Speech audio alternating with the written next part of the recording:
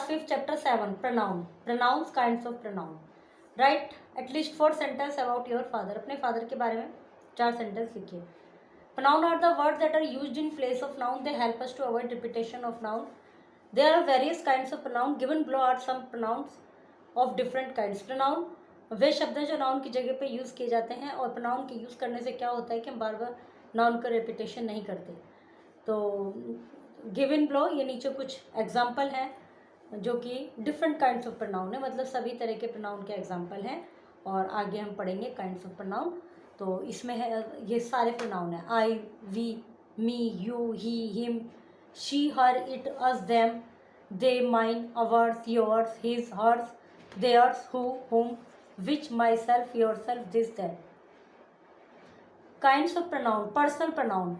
Person pronoun are used in place of person, place, animal, thing. Person pronoun person, place, animal, thing की जगह use किए जाते हैं. The table below lists the personal pronoun in English. Personal pronoun कौन कौन से है? जैसे फर्स्ट पर्सन स्पीकर, मैं बात कर रही हूँ तो मैं स्पीकर, मैं फर्स्ट पर्सन. आप सुन रहे हैं तो आप लिसनर, आप सेकंड पर्सन, और हम जिसके विषय में बात कर रहे हैं तो वो हो गया थर्ड पर्सन. तो फर्स्ट पर्सन में आ गया सिंगुलर में आई, मी, माइन, ये सब सिंगुलर हैं. वी, अस, अवर, अवर्स ये प्लूरल है, और जेंडर कॉमन है, मतलब आई भी कॉमन है, ये सब कॉमन जेंडर है. उसके बाद सेकंड पर्सन में you, yours, singular and plural यही रहते हैं, यू, योर्स, और कॉमन जेंडर है. इस लिसनर में कोई भी हो सकता है.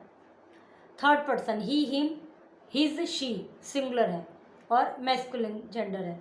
Her, hers, it, its feminine gender है और सिंगुलर है. प्लूरल है इनके दे, देम, देयर, देयर्स, ये न्यूटर जेंडर है. मतलब न्यूटर जेंडर भी नहीं कह सकते, या दे उनके लिए भी आ सकता है, मेल के लिए भी आ सकता है, देम भी उनके लिए आ सकता है, मेल फीमेल, देयर भी, देयर्स भी, और ये प्लूरल है. तो यहाँ पर हम लिखेंगे न्यूटर जेंडर के बजाय कॉमन जेंडर. ठीक है, ये तो क्लियर है. ही, हिम, हिज, शी, इसके लिए शी भी उसमें नहीं आएगा. आप एक बार इनको दोबारा से सुन लीजिए. ही, हिम, हिज तो आ गया मैस्कुलिन जेंडर में, शी आएगा नीचे वाली लाइन में. शी, हर, हर्स आएंगे फेमिनिन जेंडर में. उसके बाद आएगा इट और इट्स, ये आएंगे न्यूट्रल जेंडर में. फिर दे, देम, देयर, देयर्स ये आएंगे कॉमन जेंडर में. ठीक है, यहाँ पर जो मिसप्रिंट हो रहा है उसके लिए आप ये ध्यान रखें कि शी सेकंड लाइन में आएगा जो कि फेमिनिन जेंडर है, और इट और इट्स थर्ड लाइन में आएंगे जो कि न्यूट्रल जेंडर है, और दे, देम, देयर ये सब आएंगे प्लूरल है, देयर्स ये सब आएंगे कॉमन जेंडर में. Okay, fill in the blanks with suitable pronoun. Suitable pronoun से इन ब्लैंक्स को फिल करना है. Possessive pronoun. पॉजेसिव प्रोनाउन जो किसी को बिलोंगिंग्स शो करते हैं कि ये मेरा है, ये उसका है, इस तरह से. Mine, our, his, hers, yours, its and theirs possessive pronoun. They replace noun and also show possession, ownership और बिलोंगिंग्स, मतलब ओनरशिप, बिलोंगिंग्स, पोजेशन ये शो करते हैं. जैसे they are written without an apostrophe, जो बिना अपोस्ट्रोफी के लिखे जाते हैं. जैसे the ball is his and that and the bat is mine. That dress is not yours, it is hers.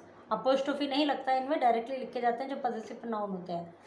The books are not theirs. अब देखिए theirs में किसी को कोई भी हो सकता है, मेल भी हो सकता है, फीमेल भी हो सकता है, तो इसलिए हमने ऊपर वो थोड़ा सा चेंजेस किए हैं. मैम आपको ये बुक में चेंज करा देंगी इसको कटिंग करके.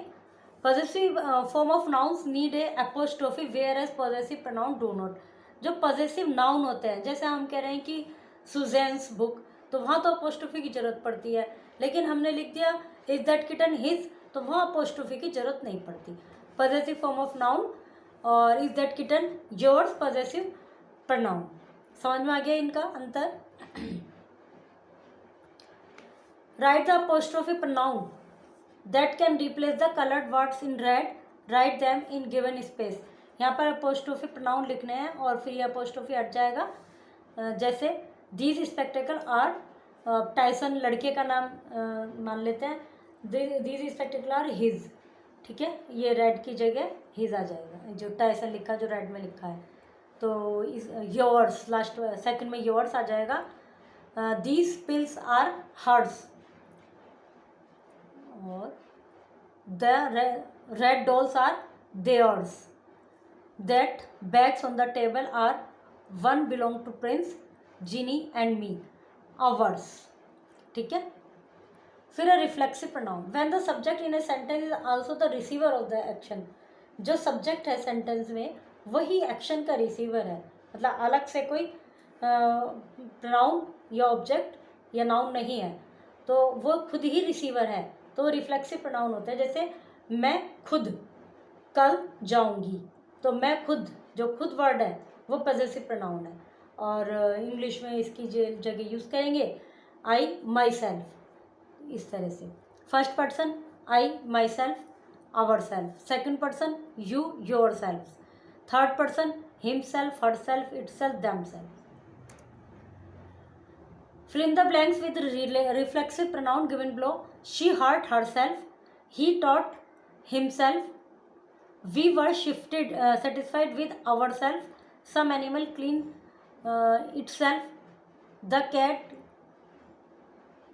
some animal clean themselves, the cat licked itself, I looked at myself, give more practice if you want to win, give yourself। फिर है relative pronoun, who whom whose which that relative pronoun. ये जो है who whom which how, ये सब क्या है, which और that, ये इंटरोगेटिव वर्ड्स भी है, who whom whose which, ये चारों, और ये रिलेटिव प्रोनाउन भी होते हैं, that भी रिलेटिव प्रोनाउन में है। They are use to join parts of the sentence, sentence के पार्ट को जॉइन करने का काम करते हैं। Relative pronoun begin with descriptive part of the sentence, relative pronoun descriptive, जो कि जो पार्ट डिस्क्राइब कर रहा है वहाँ से शुरू होता है। जैसे the girl is wearing a red dress, the girl is my sister. तो द गर्ल वो लड़की, who is wearing a red dress is my sister, दो सेंटेंस को एक साथ जोड़ दिया रिलेटिव प्रोनाउन के द्वारा। Francis met an old man on the river bank, the man is a wizard. The old man whom Francis met on the river bank is a wizard.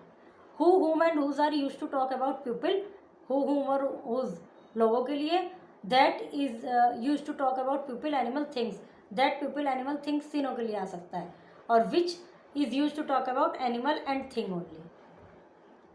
अब इसमें सुटेबल रिलेटिव प्रोनाउन भरना है। फिर demonstrative pronoun, demonstrative pronoun में केवल 4 होते हैं, this singular, this उसी का प्लूरल, दैट सिंगुलर, दोज उसी का प्लूरल। दिस थोड़ा सा नज़दीक की वस्तुओं को डिस्क्राइब करते हैं, दिस और दिस, और दैट और दोज थोड़ा सा दूर की वस्तुओं को डिस्क्राइब करते हैं। Complete the sentence choosing the demonstrative pronoun from those given in the bracket. Bracket में जो डेमोन्स्ट्रेटिव प्रोनाउन दिए हुए हैं उनके आधार पर चूज़ कीजिए। अब इसमें सिंगुलर और प्लूरल के हिसाब से दिए गए हैं, तो ये चूज़ करना बहुत आसान है। जैसे दिस इज़ द रूम, तो दिस ही आएगा क्योंकि इज़ एक रूम है। Whose shoes are these shoes, तो 2 ही होते हैं, तो इस तरह से इनको कंप्लीट कीजिए। इंटरोगेटिव प्रोनाउन लाइक होम, जो कि अभी उसमें भी यूज़ किए थे हमने रिलेटिव प्रोनाउन में। अब दोनों में डिफरेंस क्या है ये हम देखेंगे अभी। Interrogative pronoun like who, whom, whose, which and what are use to ask question, पूछने के लिए यूज़ किए जाते हैं। They are usually placed before a verb से पहले रखे जाते हैं। As you have already seen, who, whom, whose, which function as relative pronoun, वो रिलेटिव प्रोनाउन का भी कार्य करते हैं। When they are not part of the question, उस समय वे क्वेश्चन का पार्ट नहीं होते।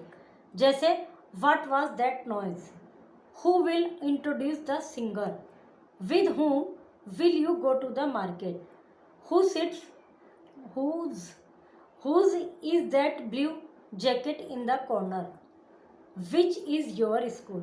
अभी ये रिलेटिव इसमें इंटरोगेटिव प्रोनाउन इसलिए हैं क्योंकि इन्होंने नाउन को रिप्लेस किया है, यहाँ पे कोई नाउन भी आ सकता था, तो ये इंटरोगेटिव प्रोनाउन है।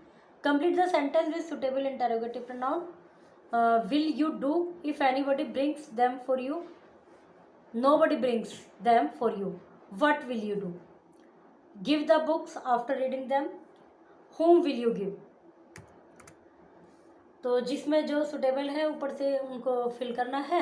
Replace the word in red with pronoun and rewrite the sentence. जो रेड से वर्ड हो रहे हैं उनको प्रोनाउन लिखिए उनकी जगह, बट यहाँ पर आपके क्वेश्चन में नहीं हो रहे रेड से वर्ड, ये मैम आपको रेड से वर्ड करा देंगे, मतलब अंडरलाइन कुछ वर्ड्स करा देंगे, उनकी जगह आप प्रोनाउन लिखेंगे।